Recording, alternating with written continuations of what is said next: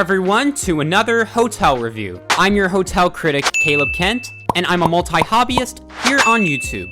And in this review, I will be covering Disney's Beach Club Resort. I got to stay at this property during the second half of July, and here are my thoughts. Before we get started, here are some fun facts about the property. It has 583 rooms, it's adjoined to Disney's Yacht Club Resort, and has a pool with 795,000 gallons of water. The theme of the property is modeled after 19th century seaside cottages from East Coast New England cities, such as Cape May, New Jersey, and the architecture and scenery surrounding the property highlights that theme. The light blue and white colors, as well as the New England style of the building, invites you to escape into an East Coast beach town atmosphere, and it's absolutely charming. The resort gives off really good vibes and makes you feel welcomed here at Disney World, and the architecture for this place, inside and out, was constructed flawlessly.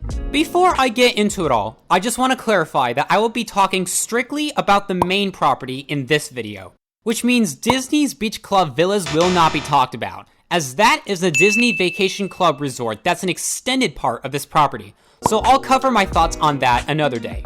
If I ever do, that is. Also, like I said just earlier, this property is a shared resort with Disney's Yacht Club Resort, so I'm only going to be talking strictly about the beach club side.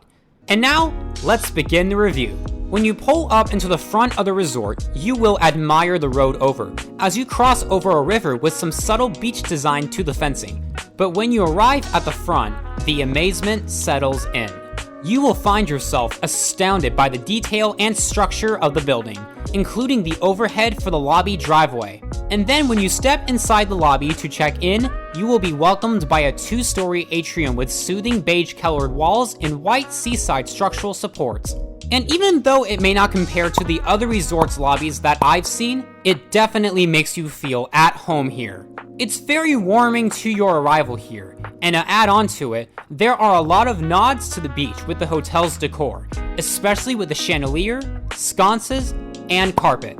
And if you go up to level 2, you get a bunch of good vantage points of the lobby, helping immerse yourself for your stay here.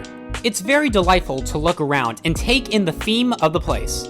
After you check in at the concierge, you can explore the rest of the interior by heading down a hallway both on the left and right.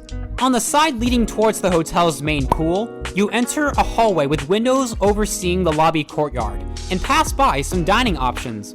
On the other side leading towards the first floor rooms, you find the resort's gift shop, and against it is a hallway that leads you to a relaxing hangout area. You can also spot some pieces of beach items behind glass displays. And that's about it for the inside. It may not be much, but it looks great, and it adds to your experience here. Now, remember the lobby courtyard I mentioned? Well, if you walk straight outside from the back of the lobby, you'll find yourself there. And this is definitely one of the neatest parts of this resort, as the garden and light details add to the look of the property. And the overall sight of the building here in this very spot looks gratifying. Even from farther away, it still looks pleasing to the eye. But what's more pleasing to the eye is the beach against Crescent Lake, where you can get a good look at Disney's boardwalk and relax in wooden beach chairs. Of course, you can't exactly have the word beach in a Disney hotel's name if there is no beach of some sort, so this will definitely enhance your experience here. When you continue down the pathway leading towards Epcot, you'll get a good overview of the hotel building, noticing every detail and structural design. And the more you do that, the more you will take in the theme of this place. So yeah, this resort was built very well, if I do say so myself. At the end of the hotel's building near Epcot, you can find a pathway on the very edge of the property with trees, and that leads to the courtyard situated between the building for the villas and the main building for the resort. You can also access this courtyard from that hangout area, the hallway connected to the lobby, or from the front driveway. And now, it's time to talk about the most impressive and arguably the most beautiful part of the resort, the hotel's main pool, known as Stormalong Bay. This is by far one of my favorite pools that I've seen. It's so huge that it basically qualifies as a water park. Also, Disney calls it one on their website. But seriously, Stormalong Bay is so visually impressive and was made perfectly. The look of the resort buildings do add to it, but it's the scenery around that makes it so gorgeous. I'm talking about the windmill building, the bridges, the trees, the rockwork, and all the colors combined.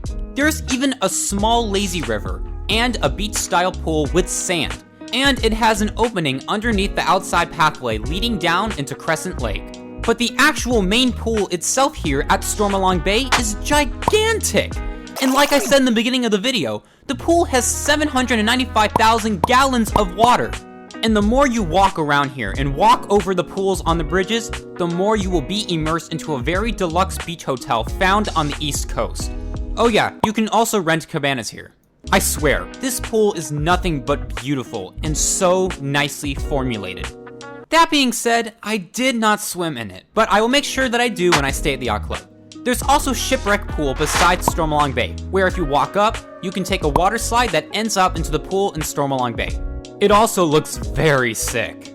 And for the adults wanting a more peaceful swim, there's also Tidal Pool at the other end of the property. I got to swim in the pool a little bit and relax in the hot tub at nighttime there, and the hotel building around it helped make my night there a good one. Other things offered here for recreation are campfire activities, movies under the stars, boat rentals, fishing, tennis, volleyball, a jogging trail, and an arcade. This resort has one of the nicest exteriors that I've seen for a hotel. Yes, Stormalong Bay does play a major role in this, but the architecture and colors for the building are really what sells it to make your stay here special.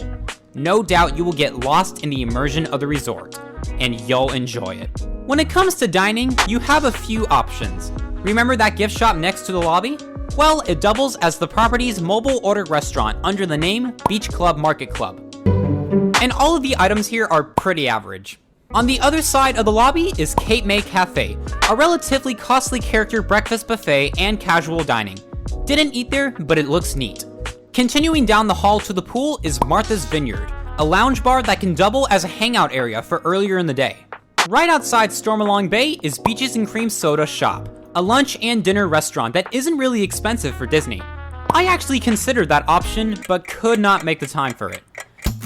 And finally, there's a pool bar for Stormalong Bay known as Hurricane Hannah's Waterside Bar and Grill. And those are your options. If this resort does not have what you are looking for to dine out at, then Disney Springs will be your best call. The property is located literally right next to Epcot and close by to Disney's Hollywood Studios. Like all the other Disney resorts, the hotel offers Disney bus transportation to take it to the theme parks and Disney Springs. The resort also shares a dock station with the yacht club for friendship boat services, which you can take either for Disney's Hollywood Studios or Epcot. Now here's a brief guide on the route for it. Starting at Disney's Hollywood Studios, for example, it first stops at the Walt Disney World Swan and Dolphin hotels, then Disney's Yacht and Beach Club Resort, then Disney's Boardwalk, and then Epcot. And then it goes back in the reverse order that it came.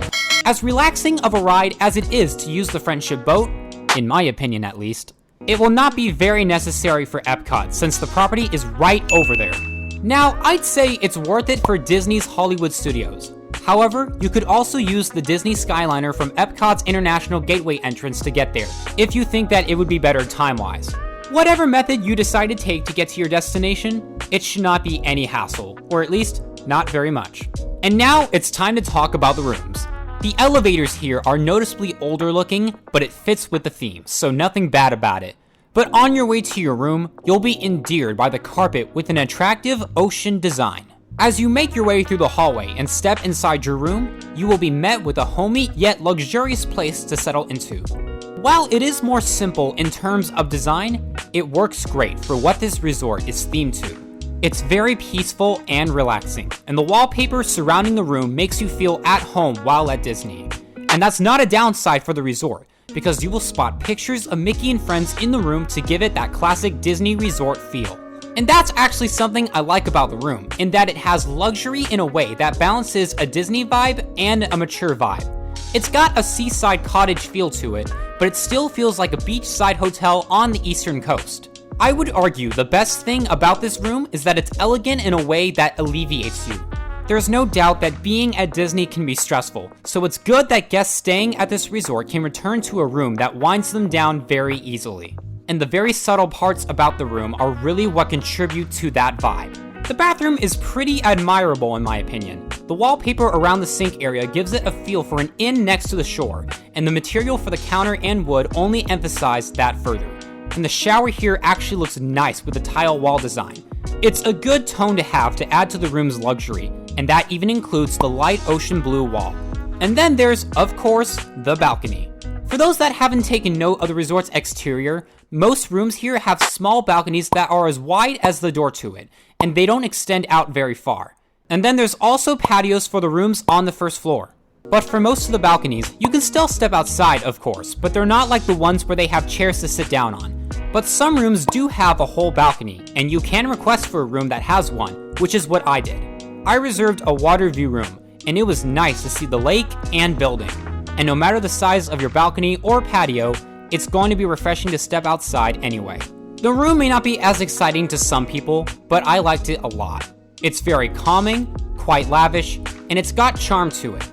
And you should have no problem settling in for your vacation at Disney. Now, I have good news and bad news about my stay here. Let's start off with the bad news first, mainly because it happened first. All that footage you saw of the room wasn't actually my initial room. I checked into my room online through the Disney World app and was assigned room 4549. But when I walked inside, I was charmed by the look of the room and the view, but quickly noticed that it was not clean. There was trash on the desk, a dirty towel on one of the beds and on the bathroom floor, pillows that weren't fully made on the other bed, the trash was not replaced, and you could just tell it wasn't fully clean. You hear that? It was not fully clean. Disney! Do you not know who you are messing with? I'm just kidding. I just like being dramatic for comedic purposes. I'm an actor, so I got that theater energy. But in all seriousness, I called front desk services and politely explained to them that it wasn't clean, and the lady over the phone apologized and said that housekeeping probably hit the ready button by mistake. And given how uptight I've seen Disney be with their standards for guests staying at their resorts, I was not upset and understood that mistakes do in fact happen from time to time, especially since I have experience in the service industry. And now the good news. When I headed back down to the lobby, I explained to a gentleman at the concierge the issue, to which he then talked to someone over the phone about the problem. And within 10 minutes, I got assigned a new room, was once again apologized for the mishap, and gave me $50 off the room that I could get refunded back or use as credit at the resort as a goodwill gesture for the inconvenience. Given how fast the problem was solved, how they compensated me for what the issue was, and for how sincere they were about everything, I'd say that was fantastic service from the team at the hotel that day. And for that reason, this little hiccup with the room will not affect the final score at the end. The footage of the room you saw when I was talking about it was in room 4569. I'm a little salty that the view of the water was partial when compared to the initial room, but not all water view rooms have views that are directly facing the water, so I'm not upset. In case you couldn't tell, that was a joke. I'm not a little salty about it. I'm very salty. Other than all of that, I had a great time here.